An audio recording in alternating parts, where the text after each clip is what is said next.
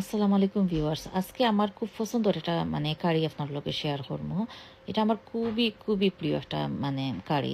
আমি প্রায় সময় এটা আমি রান্ধি খাই। আর আমরা বাইরের দেশে থাকি তো সবসময় এটা অ্যাভেলেবলও থাকে না।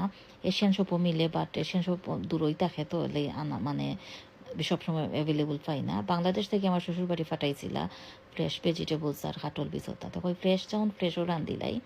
তো প্রথমে একটু রসুন কুচি দিলাইমো তেলের মাঝে, দেওয়ার পরে একটু পুরো পেঁয়াজ কুচি দিমো আর একটু লবণ দিমো, দিয়ে এটার আমি কিছু সময় কষাইমো। আর এটার মাঝে মধ্যে নাড়াচাড়া করিয়ে দিমো, যাতে যে পেঁয়াজের একটা কষা স্মেল থাকে, ওটা যাইতো। কিছু সময় কষানির পরে আমি একটা ইয়ে করবো, হলুদের গুঁড়া, মরিচের গুঁড়া, ধনিয়ার গুঁড়া দিয়া একটা বাটা মশলা বানাইমো। এটা আপনি না, এটা না করলেও ওই ডাইরেক্ট মশলা দিলেও যায়, বাট মাঝে মধ্যে আমি সময় থাকলে এরকম করি। এটা বাটা মশলাটার আলাদা একটা টেস্ট থাকে, তো ভালো লাগে খাইতে।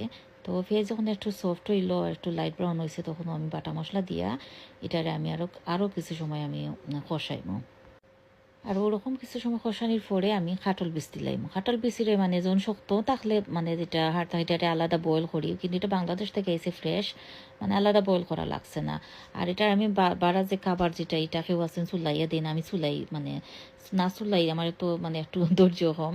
না চুলাইলে আমার কোনো অসুবিধা করে না, খাওয়ার সময় ফালানি যায়, বা আমি খাইলেও সমস্যা নাই, খাওয়া যায়।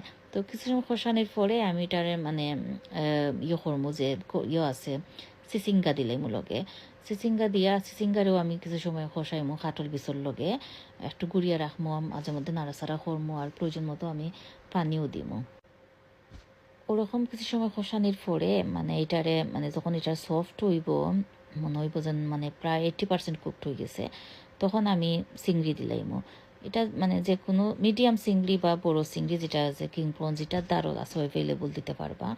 আমি একটু বেশি দিছি চিংড়ি, আমার ফ্যামিলির স্পেশালি আমার বড় মেয়ে খুব পছন্দ করে চিংড়ি। তো চিংড়ি দিয়ে আমি আরও কিছু সময় এটারে কষাইমো।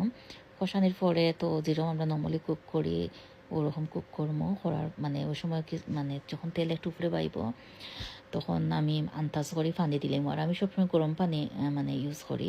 কিছু কয়টা কাঁচামরিচ দিলাম, এটা ফ্যামিলির টেস্ট অনুযায়ী। আর বেশ করে আমি বাখর পাতা, যেটা কোরিয়েন্ডার যেটা আছে, ফ্রেশ কোরিয়েন্ডারও আমি দিলাম। বুঝিলা দেখলে আমি রান্না ওরকমই আমি রান্ধি।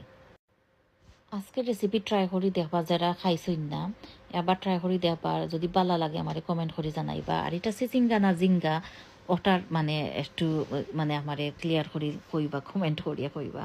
আমার সবসময় ওর জায়গার মাঝে বেড়া লাগে। তো আজকে পর্যন্ত সব ভালো থাকবা। আসসালামু আলাইকুম, আল্লাহ হাফিজ।